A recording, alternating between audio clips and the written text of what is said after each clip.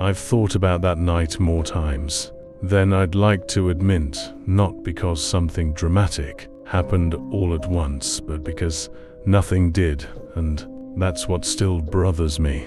It didn't feel dangerous at first, it didn't feel like a mistake, it felt ordinary in the way things only do right before they stop being ordinary forever. I remember driving without really paying attention to where I was going. The road was familiar, but only in that vague way where you recognize something without remembering how you know it. There were no other cars, no headlights behind me, no one passing in the opposite direction, just the sound of my engine and the faint hum of the tires against the asphalt. At some point I noticed how quiet everything had become, not peaceful. Quiet, the kind of quiet that feels unfinished. The radio cut out. First it didn't fade, it didn't crackle, it just went dead, like someone had pulled the sound straight out of the air. I reached over and tried to adjust it, tapping the screen, twisting the knob, but nothing came back. I told myself it was just bad reception, that explanations are comforting when you don't want to think too hard. That's when I realized I hadn't seen a streetlight. In a white, the road kept going, but the surroundings had changed. Trees pressed closer on both sides, tall and dense, their branches leanly inwards, as if they were slowly learning how to touch. My headlights barely reached past the first line of trunks, and beyond that was just darkness layered on top of darkness. I slowed down without fully realizing I was doing it. There were no signs saying I shouldn't be there, no warning, no gate, nothing that told me to turn round, and that's part of what still contains me. If something wants you to leave, you usually know. This place didn't feel like that. It felt indifferent, like it didn't care whether I stayed or not. After a few minutes I noticed something else. The road wasn't carving anymore. It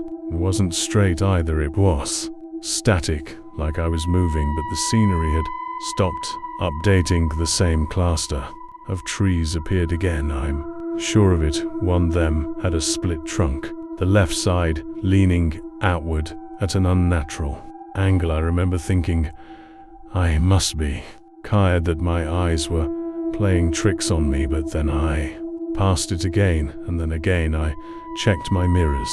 Still no cars. I told myself I was overthink it. Then maybe the road was designed this way. That forest look repetitive at night, but that explanations didn't sit right. It felt forced, like I was trying to convince myself of something I didn't actually believe. Then I saw the lights. They weren't faint ahead, barely distinguishable from the darkness. Not street lights, not headlights. They were too low, too scattered, warm in color, like someone had left a house light on deep in the woods. I don't know why I kept driving toward them. I didn't need help. I wasn't lost, but the idea of seeing another sign of life felt necessary, like proof that the world hadn't quietly ended without telling me. As I got closer, the lights didn't move, they didn't flicker.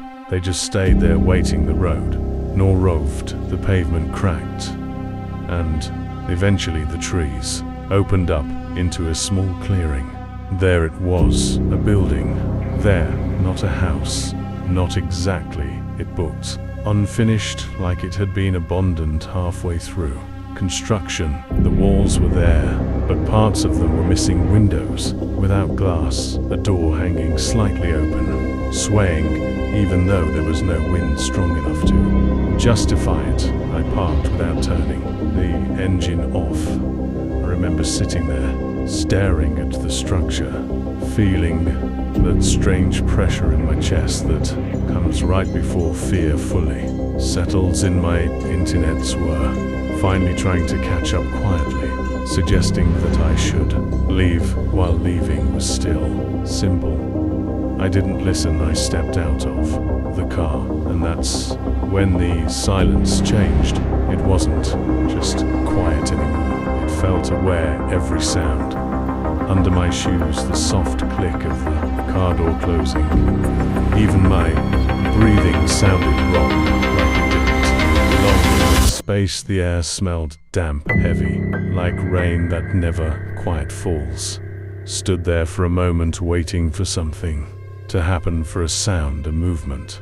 Anything that would confirm I wasn't completely alone. Nothing did. The closer I got to the building, the more I noticed how wrong it felt. Not broken, not decayed, just paused, as if time had started doing something else before finishing the job here inside. It was darker than I expected. My phone flashlight barely helped. The beam caught on dust in the air, liney particles drifting slowly.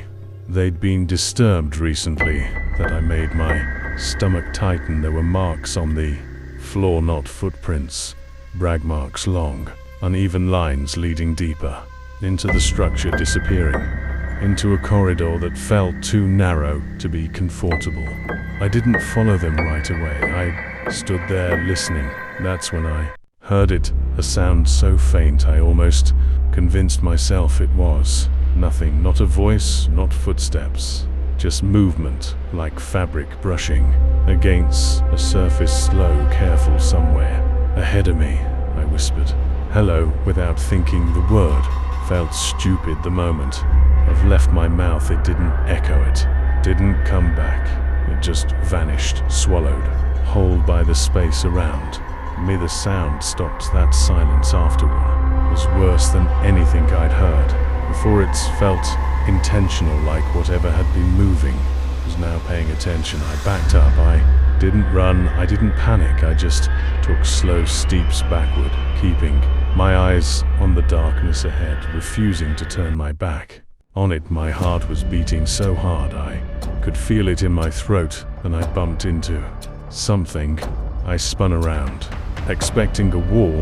It was the door, except I was certain I hadn't gone that far in. For a moment I just stood there, confused, trying to line up the space in my head with what my eyes were seeing. It didn't match. The corridor behind me looked longer than before. The entrance looked farther away, like the building had stretched itself while I wasn't. That's when I felt it.